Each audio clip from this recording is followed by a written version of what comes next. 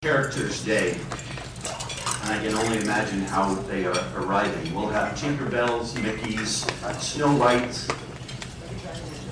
boys without homework saying they're Dopey, one of the 7 dwarfs, or girls arriving late and saying they're sleeping in beauties.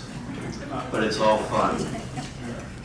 Not dressed up as Minnie or late for breakfast are 2 seniors who I asked to join us this morning in telling us about Bellarmine 2012. We'll do a little tag team with me setting some context and then asking them a few questions.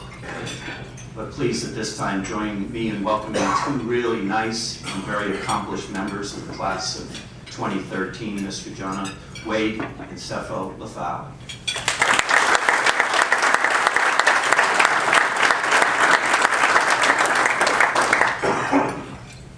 Just like the rest of the people on campus, as soon as this breakfast is over, we'll change in our costume and run back to the happiest place on earth.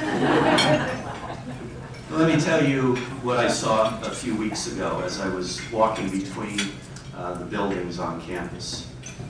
Amidst the freshman election posters promising change and flyers advertising $4 Jamba Juice for support of the social justice trip to DC this spring, was a single banner hung on a handrail that read, "A dream is a wish your heart makes." What was amazing to me as I walked past this sign is it didn't really surprise me to see it on our campus. Now, I had no reference for it, couldn't tell you who put it up, what they were asking of us. But it didn't surprise me. And that itself was a bit of a surprise. Why not? Immediately I knew it's because we talk a lot to kids about their dreams, what they hope for, to find their heart's desire. It didn't surprise me because our students are used to using poetry and music and art and prose to express their longing for a better world, a more just society, a kinder, more welcoming school. I'm not surprised because every day when we pray the examen over the intercom, I hear in the student voice a deep belief that our prayers will be heard by our God, who we call our Father. A dream is a wish your heart makes. I'm not surprised because I work with people who increasingly believe that opening their own hearts is the only way we can walk with teenagers in their spiritual journey. And because of all of this, it's no surprise to me that Bellarmine holds as its core promise to be a place of welcome where everyone is valued, dignified, and loved. So I'd like to ask Gajana, how are we doing on that promise? And ask Sepho how prayer has helped him find God in all things.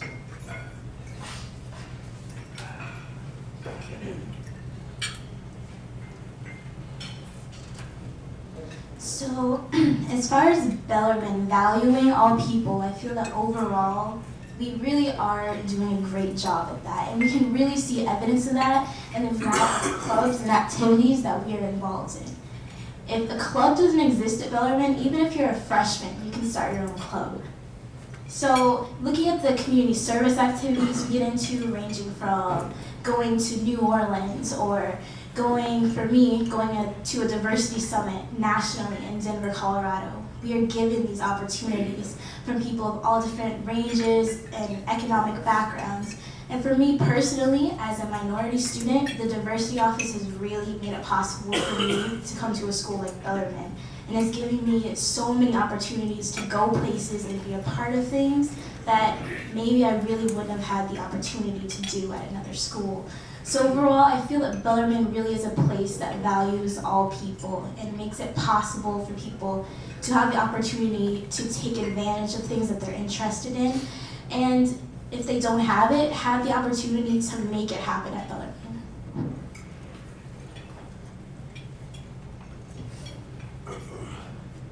When it comes to prayer, we have the examen, which is every day before our last period. I feel that students can be caught up in the constant rigor of their courses, and just the 5 minutes that we have in silence to pray can, release all the stress that we may have. It's a great opportunity to pray, become closer to God, and just to find, a peace in our daily lives where we find struggle.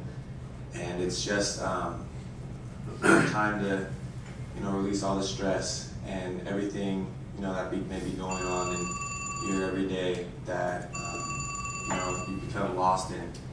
And just a few minutes of, taking a deep breath can make a world of difference.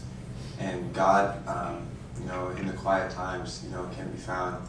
And just talking to Him, it may be just you sitting there in silence, or you praying to Him, because everyone has a different thing that they do.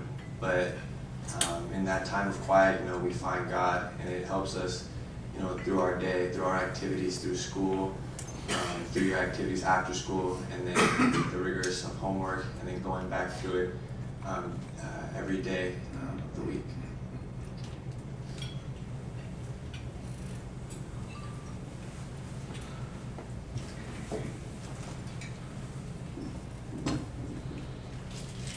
Alums ask in so many ways, is Bellarmine still Bellarmine? Is the place I went to school, is it still there? And over the years, I tend to give them a wink and say, well, yes and no. Bellarmine today is what many of you experienced when you were there as students. It's still a place that values community, deep friendships, inquiry, a rich liberal arts education. It remains a college prep school that sees its value to Tacoma and beyond as a place of serious learning without taking itself too seriously.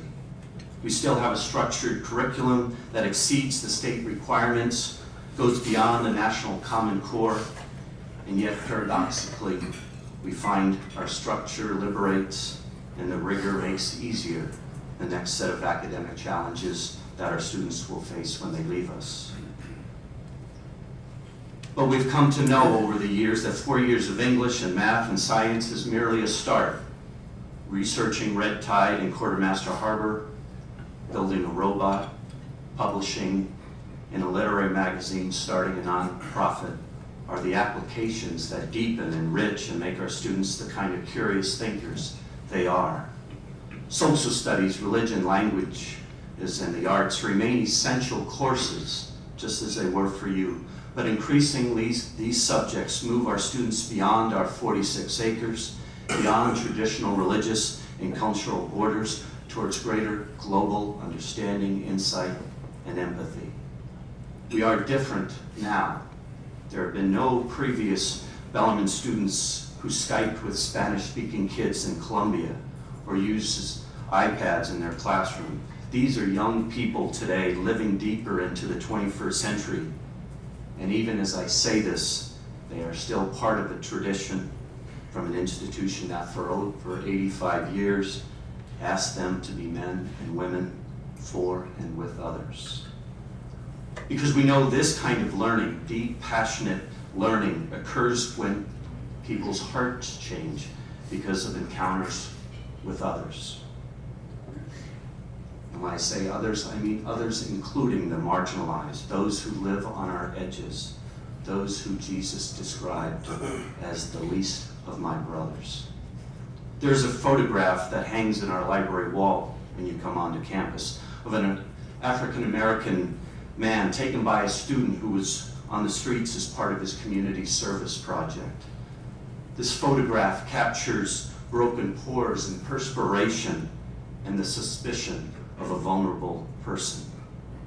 Matt, who took it, is not a gritty kid. In fact, he prefers ties and plaid sweater vests.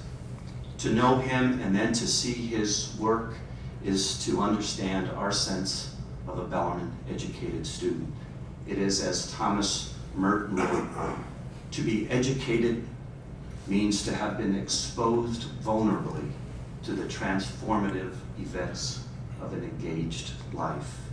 If we are true to our mission of being transformative, to reach kids' souls that they feel valued, to have them imagine things not as they are, but as the gospel calls us to be co-creators with God, then we shouldn't be satisfied just with being a good school or even a really good school, but a Jesuit school where competence is tempered with humility, competition mastered by compassion, and a well-developed conscience is seen as a gift. So I'll turn to the kids again and say, Cepho, what has been the most transformative experience at Bellarmine? In Kajana, where have you been most challenged and most changed at your time at Bellarmine?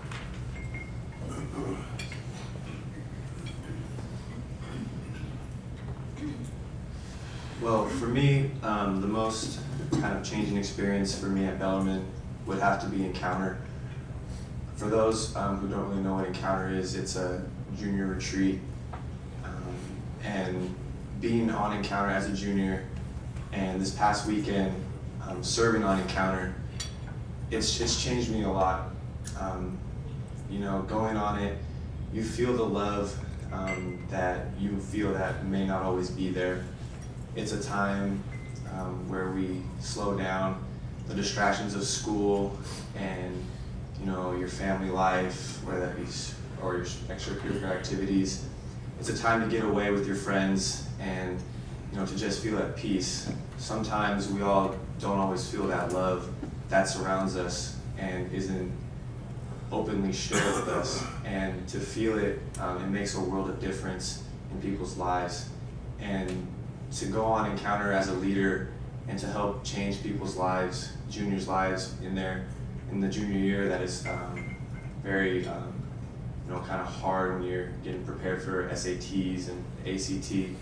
It's a great thing to kind of spread the love and to help change kids' lives, and it also helps us to strengthen our relationships with friends, make new ones, strengthen our relationship with God, which is something that has really changed my life for the better.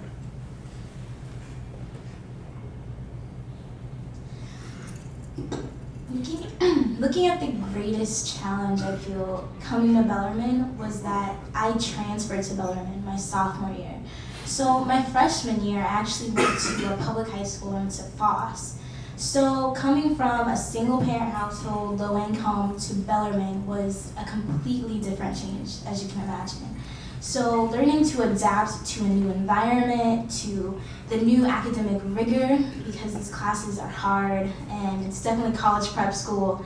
So I feel that was where I was the greatest challenged, but from it, I got the most change. You know, I really got to learn what it's gonna be like in college, and I really got to learn how to adapt to new environments.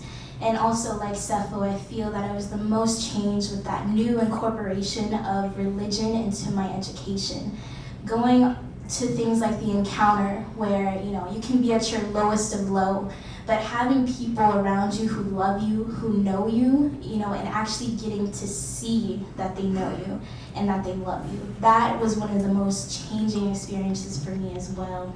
And coming together at things like the all-school masses, you know, my first all-school mass, and you feel that love because you're in the community and you're in the midst of all of your peers, your classmates, your teachers, and we're just really sharing that love. So I feel that those things combined, really, they were the challenges, but they really ended up changing me and making me grow as an individual.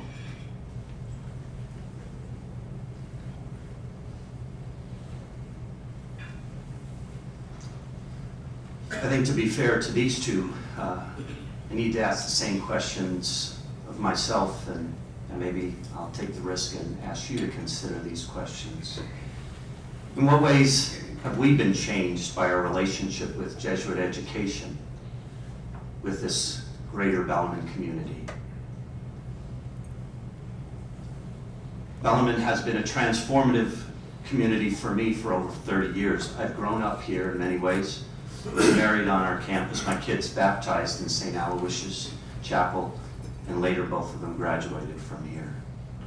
For those of us who have been blessed by this place in any and many ways, we should give what we can in order that this school can continue to provide the educational and formative experiences that our next generations need.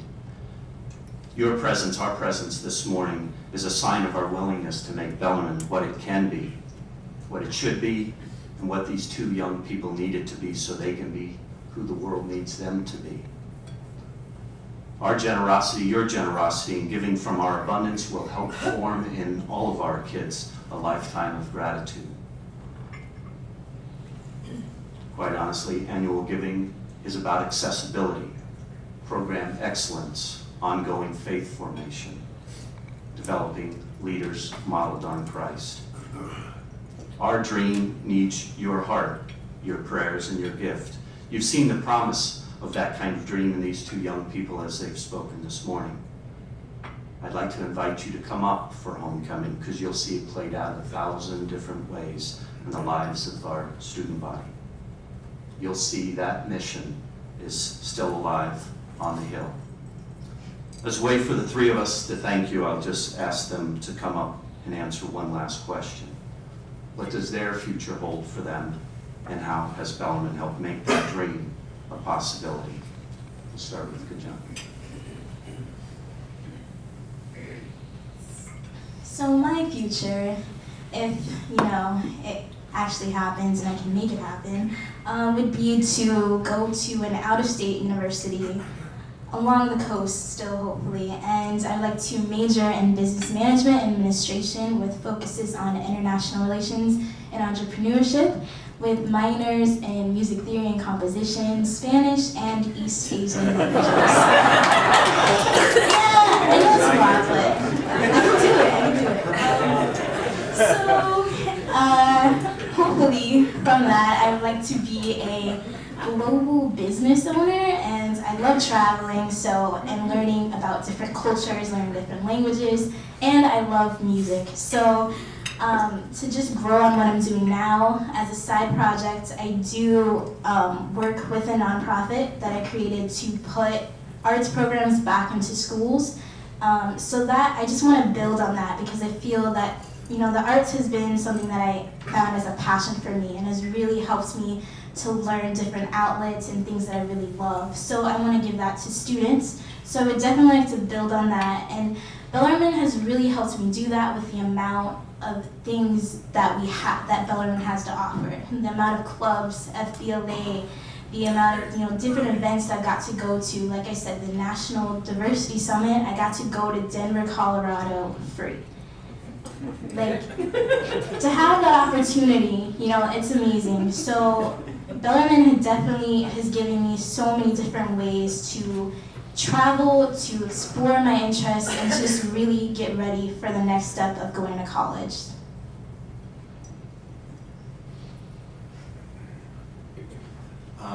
Well, next year I will be attending the University of Colorado. That's a for sure, definite. Not switching out of that. As a major, I'm not really sure yet. I'm still asking God for help and guidance in what I would like to, study when I'm there. But Bellarmine as a whole has really shaped who I am today as a person. They've helped me balance sports, activities, retreats, schoolwork. It's going to be a lot easier for me when I get to college compared to public schools to balance everything and to not feel as stressed. There's going to be times where other people are going to go party, have fun, but I've been to a school where academics are extremely important, and I'll be in the using my time wisely. And also there's for the football team at Colorado, there's an opportunity to go to mass before every game. And here at Bellarmine, they don't kind of shove it down your throat saying you have to believe in God. That's not what Bellarmine's about. But they've helped grow my faith in God, and just help me believe even more in my faith that my parents instilled in me. So, you know, Bellarmine has been a huge part of my life, and they've helped me grow to who you all see today. Sorry about that. Just me and Kajana and Mr. Gavin would like to say thank you for listening to the wonderful speech by Mr. Gavin.